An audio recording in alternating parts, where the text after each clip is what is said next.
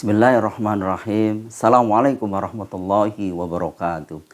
Jamaah dan teman-teman semuanya yang dimuliakan Allah SWT. Alhamdulillah hari ini kita berjumpa lagi melalui kajian Islam menenteramkan kolbu. Semoga hari ini lebih baik daripada hari kemarin. Bapak Ibu dan teman-teman semuanya yang dimuliakan Allah SWT.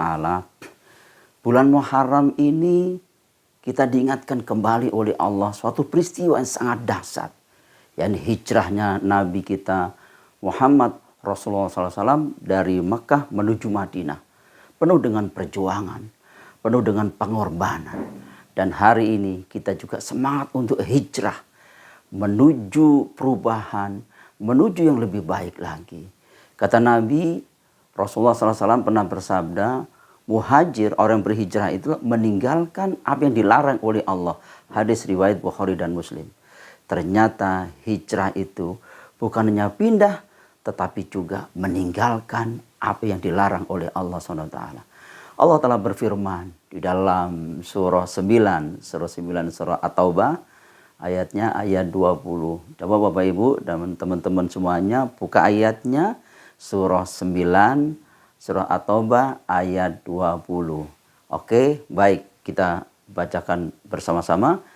Alladzina amanu wa hajaru wa jahadu fi sabilillah. Yaitu orang-orang yang beriman. Orang beriman itu bukan sekedar percaya, tetapi orang beriman itu adalah bersepakat dengan aturan Allah. Maka ketika dia bersepakat kepada Allah SWT, Allah anjurkan untuk wahajaru, yakni hijrah. Hijrah, wajahadu dengan sungguh-sungguh berjihad di jalan Allah dengan harta dan dirinya.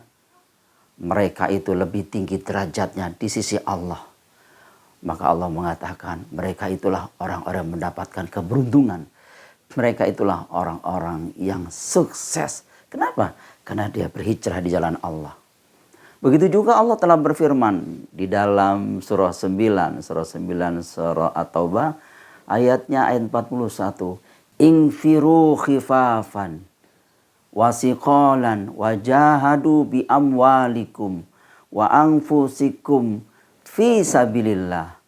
Dzalikum khairul lakum in kuntum ta'lamun. Berangkatlah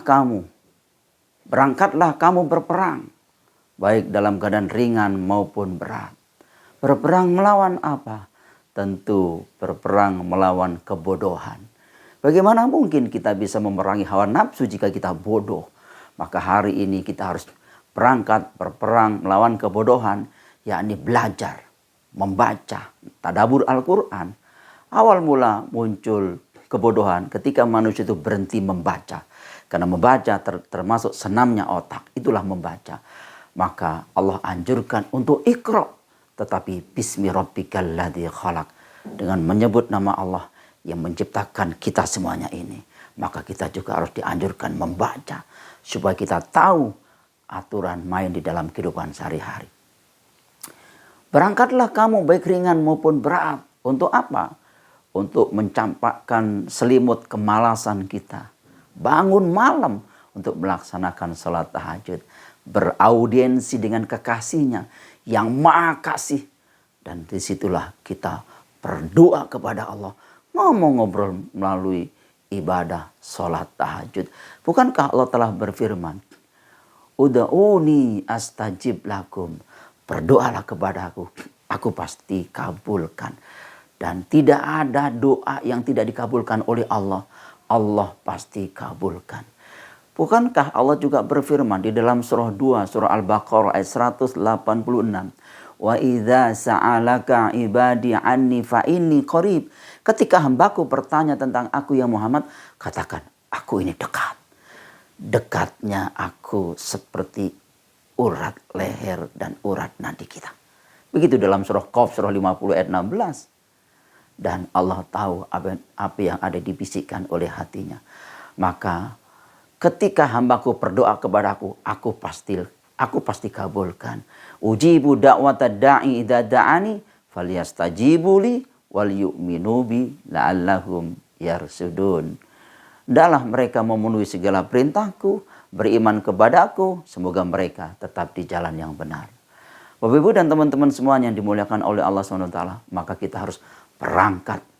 Ingfiru khifafan wasiqalan wajahadu, dengan sungguh-sungguh kita berperang melawan kebodohan. Dengan sungguh-sungguh kita berperang melawan kemalasan. Dengan sungguh-sungguh kita memerangi ketidakadilan. Dengan sungguh-sungguh kita memerangi kecurangan. Dan harus kita tegakkan kejujuran. Walaupun di luar sana ada orang-orang yang tidak suka sama kita. Dan kita memohon kepada Allah. Hasbunallah wa ni'mal wakil. Ni'mal maula wa ni'man nasir. Cukuplah Allah sebagai penolong. Dan cukuplah Allah sebagai pelindung. Maka hari ini kita tetap semangat untuk memohon kepada Allah. Berangkat, tegakkan keadilan. Tegakkan keadilan. Wajahadu bi amwalikum, dengan hartamu. Wa anfusikum, dengan jiwamu. Harta pun, apapun yang kita cintai, kita harus infakkan di jalan Allah. Karena kata Allah, belum sempurna iman seseorang ketika tidak menginfakkan hartanya di jalan Allah. Begitu dalam surah 3, surah Ali Imran ayat 92. Maka kita juga harus menginfakkan harta kita. Bawalah hartamu ke akhirat. Jangan tinggal di dunia. Caranya bagaimana? Bersedekah. Mengeluarkan zakat kita. Wakaf Quran, wakaf tanah, wakaf uang. Dan ini adalah investasi akhirat. Fisabilillah, di jalan Allah. Dan pasti kata Allah, ini lebih baik bagimu. Dalikum khairul lakum in kuntum ta'lamun. Yang demikian itu lebih baik bagimu jika kamu mengetahui. Maka hari ini kita harus hijrah. Hijrah, esensi hijrah menuju perubahan. Dari sistem iblis menuju sistem Allah. Di dalam surah 3 ayat 19 dijelaskan oleh Allah, inna dina indallahil Islam. Sesungguhnya sistem yang paling mulia di sisi Allah adalah sistem Islam. Maka surah 3 ayat 85 juga dijelaskan, barang siapa mencari selain agama Islam tidak akan diterima. Berarti surah 3 ayat 85 ada dua pemahaman.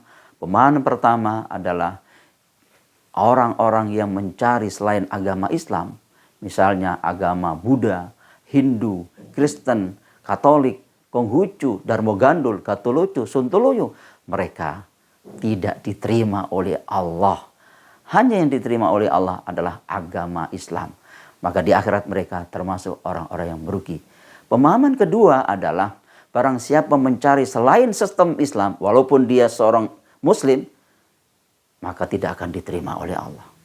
Misalnya ngaku Muslim tapi kerjaannya manipulasi data. Ngaku pejabat tapi kerjaannya nyolong, korupsi. Inilah mereka mencari selain sistem Islam. Ekonominya sistem kapitalis, yaitu riba dan haram dalam agama riba itu.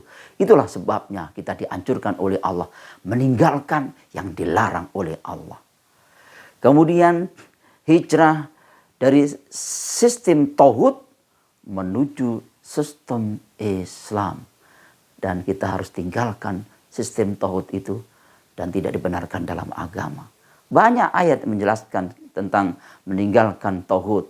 Di antaranya adalah surah Al-Baqarah ayat 256 sampai 257. Kita dianjurkan oleh Allah untuk meninggalkan tauhid, yakni selain sistem Islam itulah tauhid. Makanya di ayat 257-nya Allah itu pelindung bagi orang-orang mukmin, mengeluarkan dari kegelapan menuju cahaya. Tapi orang kafir karena pelindungnya tauhid mengeluarkan dari cahaya menuju kegelapan. Itulah bedanya kita dengan orang-orang mukmin dan orang-orang yang menyembah tauhid atau mereka mengikuti tauhid atau selain sistem Islam. Dan hari ini kita yakin pasti bisa menjadi orang-orang yang betul-betul komitmen di ajaran Allah SWT.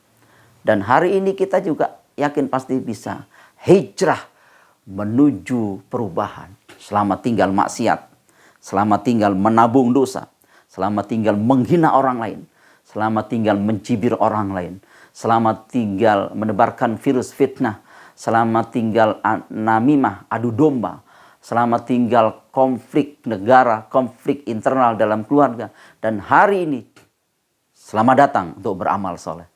Selamat datang untuk berpihak kepada Allah dan Rasul-Nya. Selamat datang untuk hijrah di jalan Allah. Dan selamat datang untuk lebih dekat dengannya. Dan selamat datang untuk menata kurikulum hidup. Akhir hayat, ending kehidupan kita, husnul khotimah. Barakallahu fikum. Assalamualaikum warahmatullahi wabarakatuh.